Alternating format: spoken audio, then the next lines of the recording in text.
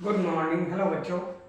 तो आज हम वीडियो का लाइट चैप्टर का लेक्चर नंबर 6 लेके आया हूँ, जिसमें हम मैग्नीफिकेशन पढ़ेंगे। तो मेरा नाम है राजीव रंजन और चैनल क्वालिटी फिजिक्स लाइक और सब्सक्राइब करते रहें। तो आज हम पढ़ेंगे मैग्नीफिकेशन यानी आवर्धन। मैग्नीफिकेशन मैग्नीफिकेशन यानी आवर्धन।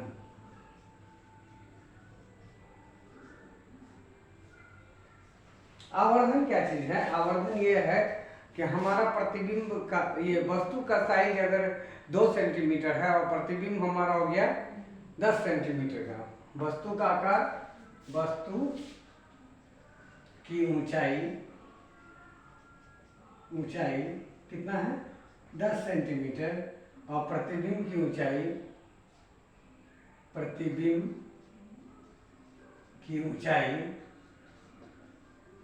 है ऊंचाई 20 सेंटीमीटर। तो यहाँ पर देखा गया कि वस्तु जो है प्रतिबिंब से छोटा है, यानी प्रतिबिंब वस्तु से 2 गुना बड़ा है। प्रतिबिंब वस्तु से 2 गुना बड़ा है, तो आवर्धन मेरा हो गया 2।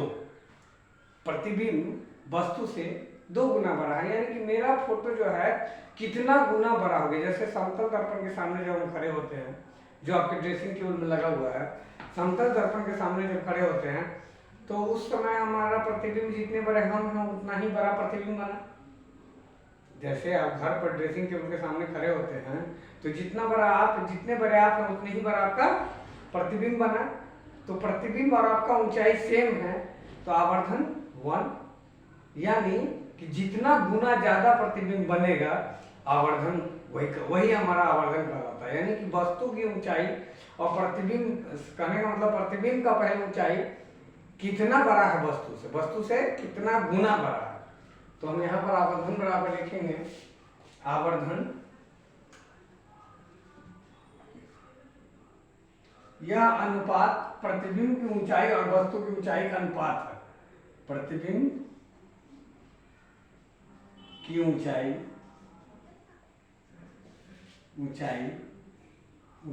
और वस्तु की ऊंचाई का अनुपात है। वस्तु की ऊंचाई का अनुपात है, यानी m से अगर हम आवर्धन को डोनेट करते हैं, m इसका संकेत है,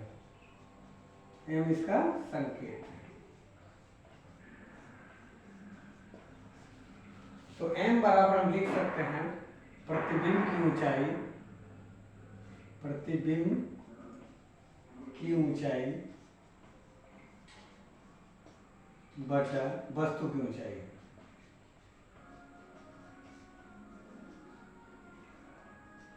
प्रतिबिंब की ऊंचाई और वस्तु, जिसे हम प्रतिबिंब की ऊंचाई हाइट ऑफ इमेज कहेंगे ऐसे, और हाइट ऑफ ऑब्जेक्ट कहेंगे। ये हो गया प्रतिबिंब की ऊंचाई और ये हो गई वस्तु की ऊंचाई। ये हम आवर्धन इसको कहते हैं। अब प्रतिबिंब की ऊंचाई अगर वस्तु अगर मुख्य अक्ष से सीधा है तो उसे हम पॉजिटिव लेंगे। वस्तु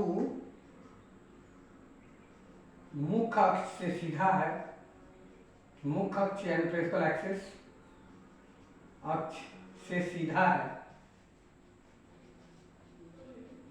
है तो पॉजिटिव वैल्यू होगा, वैल्यू HO का होगा, HO का पॉजिटिव वैल्यू होगा। और मुख्य वस्तु प्रतिबिंब मुख्य अक्ष प्रिंसिपल एक्सिस से उल्टा है, या ऐसे लिखें, वस्तु मुख्य अक्ष से उल्टा है यानी इन्वर्टेड है, तो माइनस वैल्यू HO का होगा। HO का माइनस वैल्यू आएगा। वस्तु अगर मुख्य अक्ष से उल्टा है तो हाइट ऑफ ऑब्जेक्ट नेगेटिव लेंगे, उल्टा है तो जैसे इसको हम समझाते हैं, इसी तरह प्रतिबिंब में भी होगा कि प्रतिबिंब अगर मुख्य अक्ष से उल्टा है तो प्रतिबिंब अगर मुख्य अक्ष से सीधा है तो पॉजिटिव, प्रतिबिंब अगर मुख्य अक्ष से उल्टा है तो नेगेटिव। तो प्रतिबिंब अगर मुख्य अक्ष से उल्टा है तो नेगेटिव। इसको मिटा रहे हैं, इसको आप लिख लेंगे, लिख लिया, चलिए।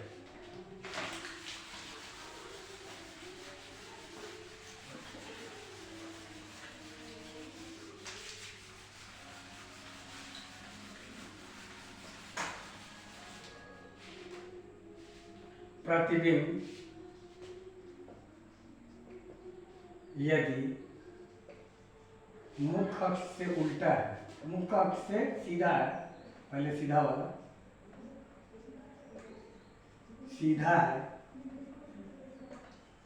तो HI का वैल्यू पॉजिटिव लेंगे। अब प्रतिबिंब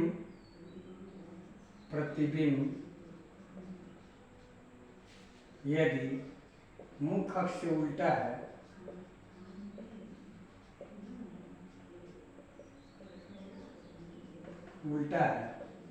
तो HI का वैल्यू निगेटिव लेंगे।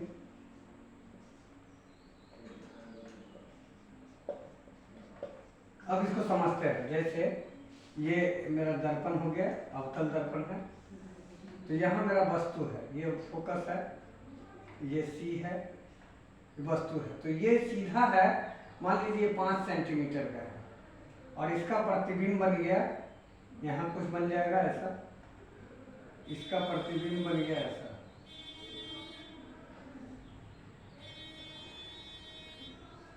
बन गया। प्रतिबिंब बनाने का मैंने वीडियो लेक्चर 3 में सिखाया है, तो आप देख लेंगे। पार्ट 3 में ये सिखाया हुआ है कैसे प्रतिबिंब बनाते हैं। तो वस्तु की ऊंचाई 5 सेंटीमीटर और प्रतिबिंब है मेरा 4 सेंटीमीटर। तो वस्तु है 5 सेंटीमीटर, यानी H वस्तु की ऊंचाई HO। यहाँ पर लेंगे, वस्तु सीधा है, सीधा वस्तु है तो +5, और यहाँ प्रतिबिंब उल्टा हो गया तो HI बराबर -5, height of image -5, sorry -4, very sorry -4। वस्तु की ऊंचाई 5 सेंटीमीटर और प्रतिबिंब की ऊंचाई -4। तो इस तरह से हम दोनों को डिसाइड करते हैं कि किसे मुझे प्लस में लेना और किसे माइनस में लेना। इस तरह से हम डिसाइड करते हैं कि अगर मुख्य अक्ष के सीधा है, ऊपर में है तो प्लस में, मुख्य अक्ष से नीचे है तो ऊंचाई का ये हिसाब चलता है। तो ऊंचाई इस तरह से लेते हैं। तो आवर्धन हमारा हो गया m बराबर, आवर्धन कितना हो गया, HI/HO बराबर हो गया -4 डिवाइड बाई 5, -4 डिवाइड बाई 5, ये मेरा आवर्धन हो गया। तो माइनस साइन शो करता है या प्रतिबिंब उल्टा होगा, माइनस साइन शो करता है प्रतिबिंब उल्टा होगा, निश्चित रूप से प्रतिबिंब उल्टा होगा, ये माइनस साइन मेरा शो करता है। तो माइनस में अगर आवर्धन आ रहा है तो समझेंगे प्रतिबिंब उल्टा होगा, वस्तु सीधा होगा। तो आगे बढ़े, तो लिख लेंगे इसको।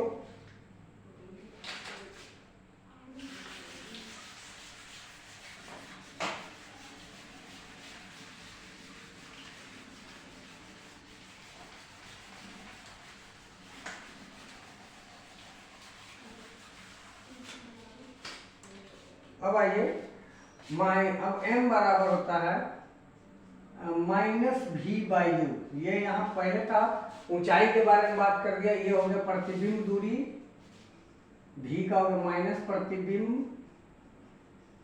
दूरी, जो आपको पहले लेक्चर में भी पता है प्रतिबिंब दूरी किसे कहते हैं, और ये हो गया वस्तु दूरी। मैंने साइन कन्वेंशन में वस्तु दूरी और प्रतिबिंब दूरी को लेना सिखाया है, इसके पहले वाले लेक्चर में आप देख लेंगे कि प्रतिबिंब दूरी। तो प्रतिबिंब दूरी, जब दर्पण ऐसा है, इस साइड का जो भी दूरी लेंगे वो नेगेटिव लेंगे और इस साइड का जो भी दूरी लेंगे पॉजिटिव लेंगे। तो ये ध्यान में रखना है। भी अगर इधर प्रतिबिंब बन रहा है तो निगेटिव, अगर इधर वस्तु है तो निगेटिव। वस्तु अक्सर हाँ निगेटिव भी हुआ करती है, क्योंकि वस्तु दर्पण के सामने इस साइड रखी हुई होती है। तो m बराबर माइनस v बाई यू, ये हो गया प्रतिबिंब दूरी और वस्तु दूरी। अब हम इसको प्रूव करेंगे कि m बराबर माइनस v बाई यू कैसे आता है। m बराबर माइनस v बाई यू कैसे आता है, इसको हम लोग प्रूव करेंगे। तो चलिए ये यहाँ से मिटा रहा हूँ, इसको प्रूव कर रहा हूँ मैं। प्रतिबिंब दूरी देख लें, पहले पिक्चर मेरे साथ साथ बनाए। ये मैंने बनाया अवतल दर्पण यानी कॉनकेव मिरर, कॉनकेव मिरर बनाया। ये हो गया फोकस, ये हो गया सी। मेरे साथ साथ पिक्चर बनाया ताकि बाद में डायग्राम बनाने में दिक्कत आती है, तो साथ साथ बनाया। ये मेरा हो गया वस्तु, वस्तु का ये गया सीधा मुख्य अक्ष के पैरेलल, जो हमारा फोकस से चला जाएगा, जो हमारा फोकस से चला गया। दूसरा लाइन में ले रहा हूँ, दूसरा लाइन ले रहा हूँ जो वक्रता केंद्र से गया और वक्रता केंद्र से ही वापस आ गया। इस तरह से मेरा प्रतिबिंब यहाँ बन गया, इस तरह से मेरा प्रतिबिंब यहाँ बन गया। अब एक लाइन लेता हूँ जो डायरेक्ट पोल से होकर जाएगी और पोल से ही वापस आएगी, जो प्रतिबिंब को छूते हुए निकल जाती है। पोल से जाएगी और पोल से ही वापस। इस पॉइंट का नाम P डाल दें तो ये यहाँ पर M हो जाएगा। M और P दोनों एक ही पॉइंट होंगे। द्वारक छोटा होने के कारण ये M है, द्वारक छोटा होने के कारण होने से M और P एक ही बिंदु होंगे,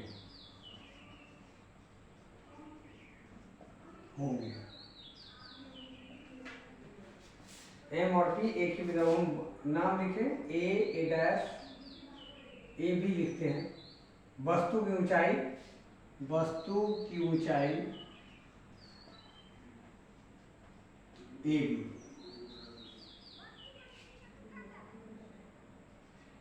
A डैश B डैश। प्रतिबिंब की ऊंचाई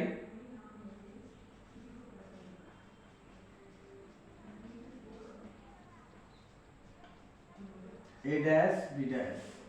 पिक्चर जब भी होगा, वीडियो को बैक करके आप पिक्चर मेरे साथ साथ बनाएंगे तभी समझ में आएगा। पिक्चर में तो पिक्चर ये कर लेंदी समझ में आने लगता है, बहुत कचरा हो गया। लेकिन मेरे साथ साथ जब पिक्चर बनाएंगे तो आपको समझ में आएगा, मेरे साथ साथ पिक्चर बनाएंगे तो समझ में आएगा।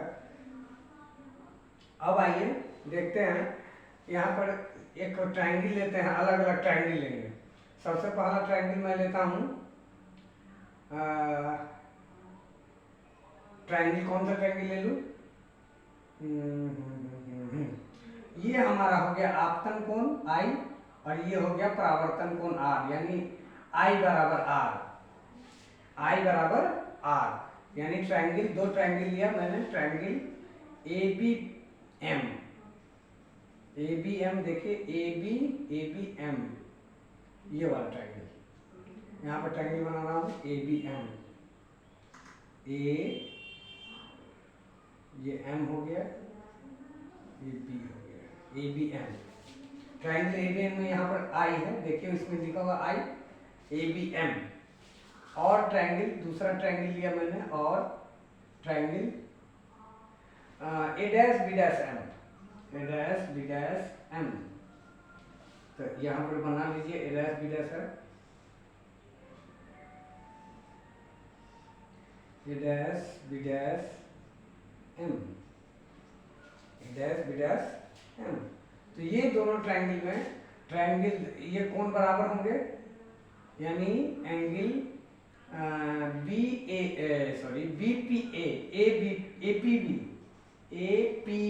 ध्यान देंगे P नहीं, यहाँ M डाल देता हूँ, AMB। फिर से ये ट्रायंगल ध्यान देंगे, क्योंकि P और M एक ही पॉइंट है तो हम P भी बोल सकते हैं। तो AMB एंगल I है, एंड बराबर होंगे एंगल ये आर है, A dash M B dash, A dash M B dash बराबर होंगे, क्योंकि क्यों बराबर होंगे, परावर्त angle I is equal to angle R. अब आइए एंगल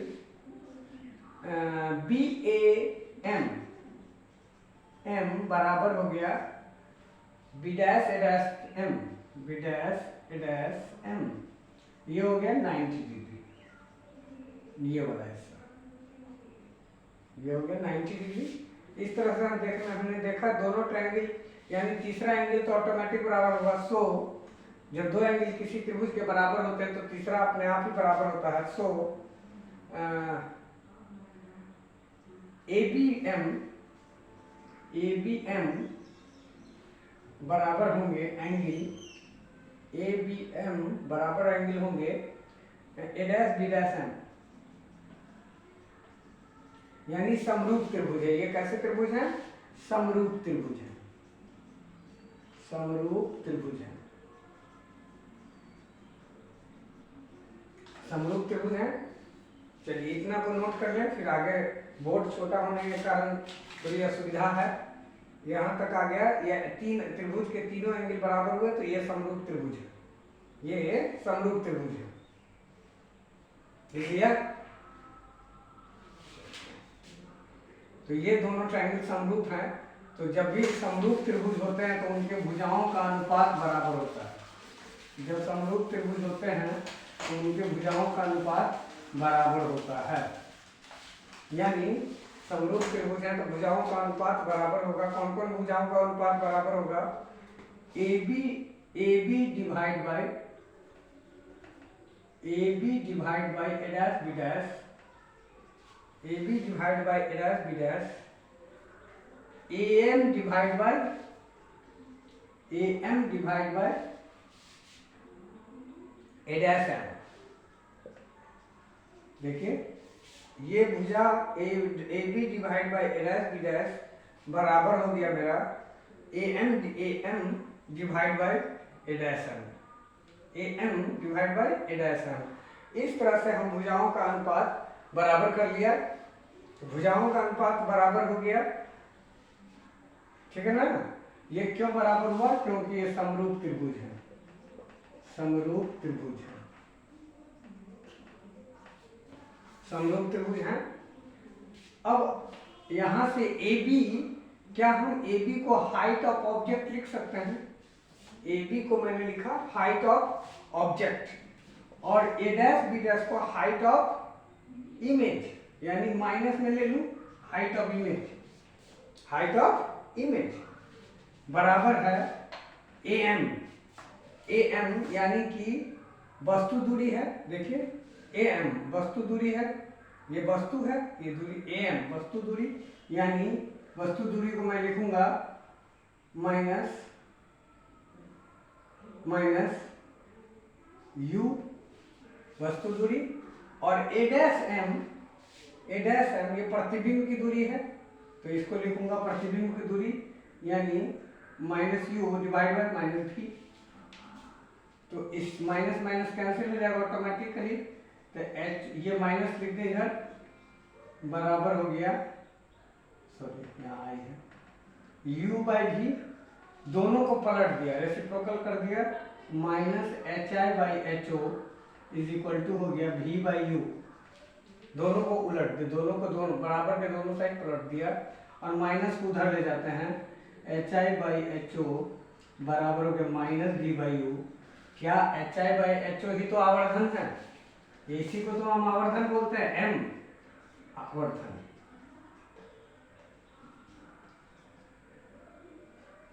प्रूव्ड, यानी बहुत ही आसानी से 4-5 लाइन में ही प्रूव्ड हो गया। तो बड़े आराम से आप लोग बना लेंगे इसको, और प्रूफ दोहरा लेंगे, इसको रिपीट जरूर करेंगे, पिक्चर को बनाने का 2 बार प्रयास कर लेंगे रिपीट करके। आगे बढ़ता हूँ।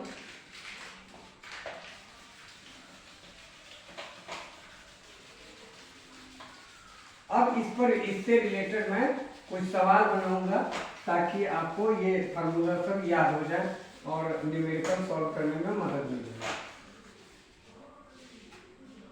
पहला, यदि यदि प्रतिबिंब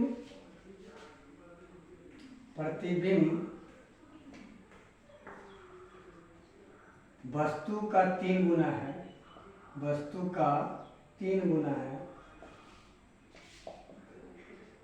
3 गुना है, वस्तु का 3 गुना है, और वस्तु दूरी 3 गुना है, प्रतिबिंब वस्तु का 3 गुना है, और काल्पनिक है, वस्तु का 3 गुना है और काल्पनिक है, वस्तु दूरी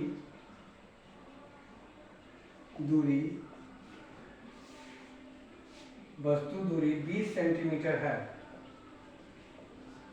कि वस्तु का 3 गुना है और वस्तु काल्पनिक है, वस्तु दूरी 3 गुना है। दर्पण मेरा अवतल है, दर्पण अवतल है, तो वस्तु दूरी की प्रतिबिंब दूरी बताएं, प्रतिबिंब दूरी बताएं।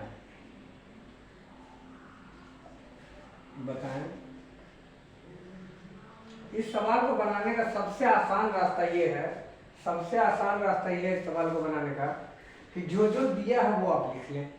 सबसे पहले क्या दिया है, यदि प्रतिबिंब वस्तु का 3 गुना है, यानी हाइट ऑफ प्रतिबिंब यानी कि image divide by height of object बराबर 3। ये बता रहा है सवाल में। वस्तु दूरी 20 सेंटीमीटर थी, u का वैल्यू हमारा हो गया -30, क्योंकि वस्तु हमेशा दर्पण की इस साइड है, और भी नहीं मालूम है, तो बस फार्मूला लगाइए, HI divide by HO is equal to -V/U। HI/HO 3 है, -V का वैल्यू नहीं मालूम है, और U का वैल्यू -30 है, तो V कितना हो गया, V बराबर 30 माइनस कट गया 90 सेंटीमीटर, यानी पॉजिटिव आ रहा है, ये पॉजिटिव आ रहा है। तो अवतल दर प्रतिबिंब दूरी आपको निकल गया, प्रतिबिंब दूरी निकल गया बड़े आराम से। सबसे पहले वस्तु 3 गुना है तो मैंने 3 गुना कर दिया, आवर्धन m बराबर 3 गुना हो गया, उसका u का वैल्यू दिया हुआ है, बस सवाल में रख के बना लिया। ठीक है, चलिए अगला सवाल देखो।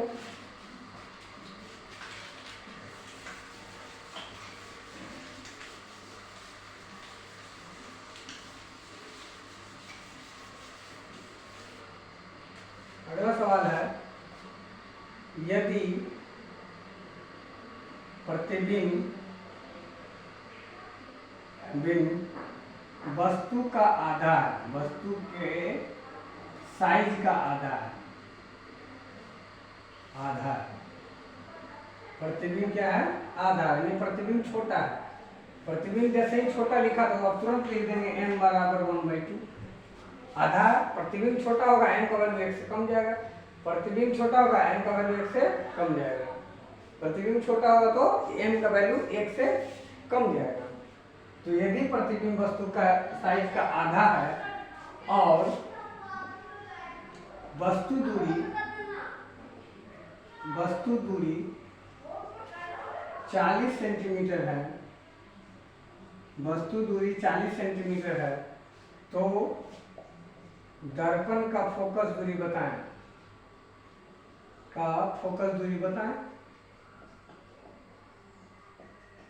बताएं। सबसे पहले इस सवाल में जो जो दिया है वो लिख लेते हैं।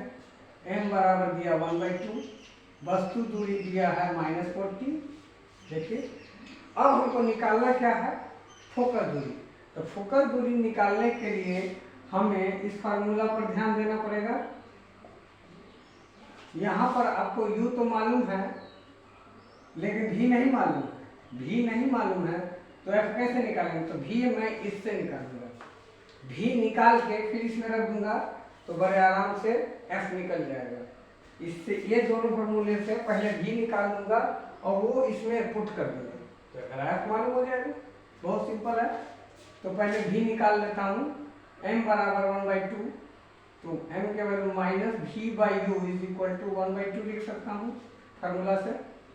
अब u का वैल्यू है v बाई माइनस 40 बराबर 1/2, यहाँ से माइनस माइनस कैंसिल, v बराबर हो गया 20, v 20 सेंटीमीटर आ गया बड़ा, v आ गया 20 सेंटीमीटर।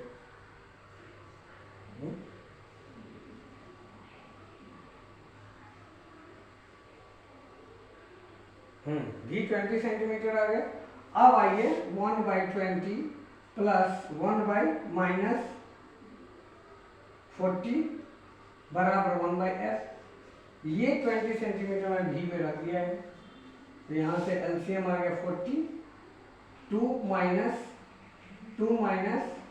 1 इज 1/f, यानी 1/40 1/f, f is equal to हो गया 40। यहाँ प्लस आया यानी दर्पण कैसा है, उत्तल है, दर्पण उत्तल है यानी कॉन्वेक्स है। जिससे पता चलता है प्लस आने का मतलब दर्पण उत्तल है, माइनस आता तो दर्पण अवतल होता है, माइनस आता तो दर्पण अवतल होता है। लिखाऊं?